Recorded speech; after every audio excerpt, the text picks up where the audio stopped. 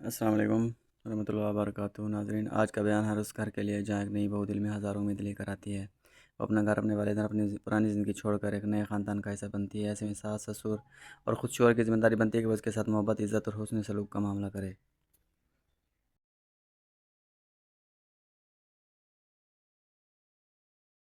آج مولانا محمد رضا ثاقب مصطفی صاحب کے اس ایمان افروز بیان میں ہم جانیں گے کہ اسلام نئی بہو کے حقوق، گھر کے آداب اور خاندانی محبت کے بارے میں کیا تعلیم دیتا ہے، اور کس طرح ایک چھوٹی سی نرمی پورے گھر کو جنت کا نمونہ بنا سکتی ہے۔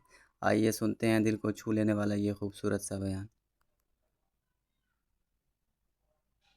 بہو گھر لائے، ابھی 2 دن نہیں گزرے تھے، کاروبار میں نقصان ہو گیا، یا گھر کا کوئی فرد فوت ہو گیا، یا کوئی جانور مر گیا، تو کہا کہ یہ منحوسہ آئی ہے تو ہمارا یہ نقصان ہو گیا۔ اگر وہ نہ آئی ہوتی تو پھر یہ نقصان نہ ہوتا، پھر تم قیامت تک جینا تھا، یا اس سے قبل تمہارے کبھی نقصان نہیں ہوئے۔ تمہارے گھر کے اندر بیٹیاں موجود ہیں، یہ بھی کل کسی کی بہو بنیں گے، اور ان کا بھی کوئی نقصان ہو سکتا ہے، اور یہ بھی منحوسہ قرار دی جا سکتی ہے۔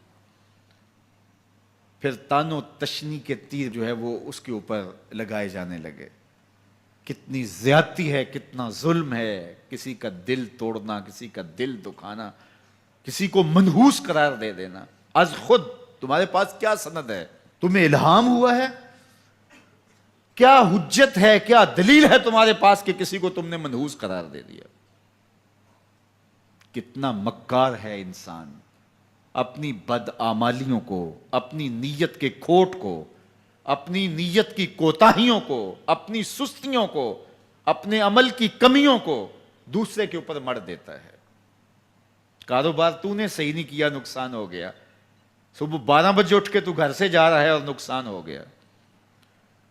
تو نے 2 نمبر مال بیچا، آج پکڑا گیا اور نقصان ہو گیا۔ تم نے ٹیکس نہیں دیا، تم نے زکوٰۃ نہیں دی، تم نے دروازے پہ کھڑے ہوئے سائل کو جھڑکا، نقصان ہو گیا۔ یہ تمہارے پاپ ہیں جو مصیبت بن کے تمہارے سامنے آتے ہیں۔ یہ تمہاری بے تدبیریاں ہیں، تمہاری ناحکمتیاں ہیں، یہ تمہاری بے احتیاطیاں ہیں، یہ تمہارا تکبر ہے، یہ تمہارا غرور ہے، یہ تمہارا عجب ہے، یہ تمہاری ریاکاری ہے، یہ تمہاری خیانت ہے، یہ تمہاری دھوکہ بازی ہے، یہ تمہارے قلب کے اندر چھپی ہوئی نفرت ہے، جو آج تمہیں مصیبت بن کے جس کا سامنا کرنا پڑ رہا ہے۔ یہ تمہارے اندر کے عیب ہیں جو مجسم ہو کے تمہارے سامنے آئے ہیں۔ اللہ تعالیٰ نے قرآن مجید میں ارشاد فرمایا وَمَا أَصَابَكُم مِّن مُّصِيبَةٍ فَبِمَا كَسَبَتْ أَيْدِيكُمْ، جو تمہارے اوپر مصیبت آتی ہے وہ تمہاری اپنی کرتوتوں کی وجہ سے آتی ہے۔ بیماری آئی تمہارے پرہیز نہ کرنے کی وجہ سے آئی، بیماری آئی تمہارا زیادہ کھا لینے کی وجہ سے آئی، بیماری آئی تمہارا نامناسب غذا لینے کی وجہ سے آئی، بیماری آئی وقت پہ سوئے نہیں، وقت پہ اٹھے نہیں، تم نے کسی سے زیادتی کی، بیماری تمہاری بدعمالیوں کی سزا ہے، مصیبت کا آنا، تکلیف کا آنا تمہاری بدعمالیوں کی سزا ہے۔ اور منحوسہ یہ خاندان کی خاتون ہے، تو یہ دوسرے کے اوپر مڑ کے اپنی کوتاہی، اپنی غلطی دوسرے کے اوپر لگا دی اور اس کو منحوس قرار دے دیا۔ اگر کسی کا کام تمہیں دیکھ کر کے اچھا نہ ہو تو پھر تم بھی منحوس قرار پائے نا۔ اگر آج تم کسی کی بہن کو، کسی کی بیٹی کو منحوس قرار دیا ہے اور خاندان کے اندر اس کو منحوس مشہور کر دیا ہے، تو اگر کوئی یہ مشق تمہاری ماں پہ کرے، تمہاری بہن کو منحوس قرار دے دے، تمہاری بیٹی کو منحوس قرار دے دے، تو تمہارے دل پہ کیا گزرے گی؟ یہ کتنا ظلم ہے، کتنی بڑی زیادتی ہے کہ آج خود کسی کو منحوس قرار دے دیا۔ کوئی منحوس نہیں ہے، کوئی لمحہ منحوس نہیں ہے، کوئی شخص منحوس نہیں ہے، کوئی وقت منحوس نہیں ہے، کوئی گھڑی منحوس نہیں ہے۔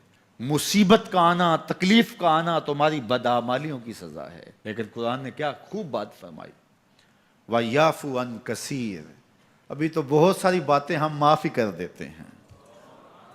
تم نے کوئی گناہ کیا، پھر تمہارے ہاتھ اٹھ گئے، ہم نے معاف کر دیا۔ تم نے کوئی گناہ کیا، تم نے صدقہ کیا، ہم نے معاف کر دیا۔ تم نے کوئی گناہ کیا، تم نے سجدہ کیا، ہم نے معاف کر دیا۔ تم نے گناہ کیا، تم نے وضو کیا، ہم نے سارے گناہ جھاڑ دیے۔ تو کچھ اعمال ایسے ہیں کہ جن کی سزا بھگتنی پڑتی ہے لازمی، لیکن زیادہ عمل ایسے ہیں اللہ فرماتا ہے ہم زیادہ یوں ہی معاف کر دیتے ہیں۔ اور اگر ہم سارے معاف نہ کریں تم چل ہی نہ سکو, زندگی تمہاری گزرے ہی نہ, اتنی مصیبتیں تمہارے اوپر ٹوٹ پڑیں. لیکن تم وہ منحوسہ کو قرار دے کے اپنے اوپر سے ٹال رہے ہو, فلاں منحوسہ اس لیے وہ سب کچھ ہو رہا ہے.